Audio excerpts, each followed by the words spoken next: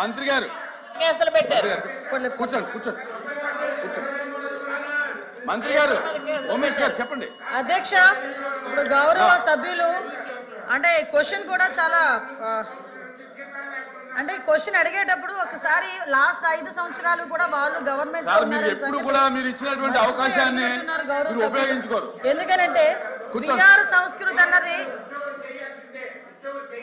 అలాగే కూర్చోండి. మంత్రి గారు ఆయన చెప్పేది రికార్డు కావట్లేదు, మీరు చెప్పండి. కాదు సార్, మళ్ళా పెద్ద ఆయన అని చెప్పి మీరే ఇచ్చారు మైకు. పాపం కూర్చోండి.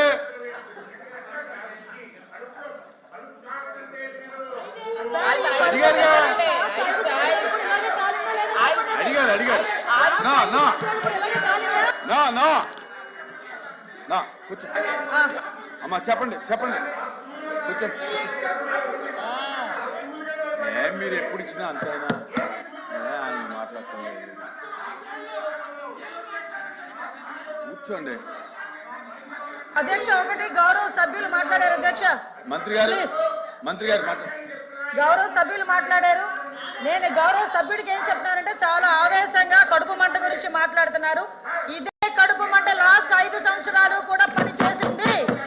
ఆ పని చేసినప్పుడు అదే పోలీసుల చేత 24 గంటలు పని చేయించుకొని 1వ తారీఖు కూడా ఉద్యోగ జీతాలు ఇవ్వకుండా 15వ తారీఖు వస్తాయా 20వ తారీఖు వస్తాయా కనీసం ఈ నెల వస్తుందా రాదా అన్న ఆలోచనలోని చాలా మంది పోలీసులు పనిచేశారు. అదే విధంగా ఒక్క పోలీస్ కనుక జగన్మోహన్ రెడ్డి ఇదే అసెంబ్లీ రోడ్డు మీద 2000 మంది పోలీసులు మంత్రి గారు డిస్కషన్ లేదు. ఆయన చెప్పేదానికల్లా మీరు సమాధానం చెప్తారు. చెప్పాలి కదా సార్. ఆయన కూర్చోబెట్టండి, నేను మాట్లాడతాను సార్. ఆయన కూర్చోబెట్టండి, ముందు కూర్చోండి. ఆయన కూర్చోబెట్టిన తర్వాత నేను మాట్లాడతా. ఏమంటే ఆయన మాట్లాడుతాను, మీరు ఆయన మాట్లాడతాను సార్. నేను పెద్ద ఆయన గౌరవించమని మీరే చెప్పారు. ప్లీజ్ ఒకటే సప్లిమెంట్ కూర్చోమని చెప్పండి సార్. కూర్చోండి. మీకు పర్మిషన్ లేదు, కూర్చోండి. మీకు పర్మిషన్ లేదు, కూర్చోండి.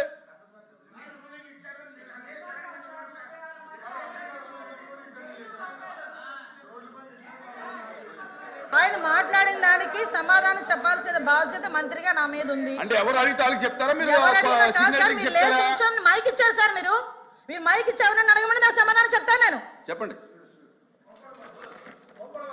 కోపపడడం కాదండి, మీలాగే మాకు బాధ, కోపం కాదు అది. సార్ అధ్యక్ష, లాస్ట్ విఆర్ సంస్కృతి అన్నది ఈ రోజు వచ్చింది కాదు అధ్యక్ష. విఆర్ సంస్కృతి అనేది లాస్ట్ గవర్నమెంట్ లో కూడా విఆర్ సంస్కృతి అని ఉంది.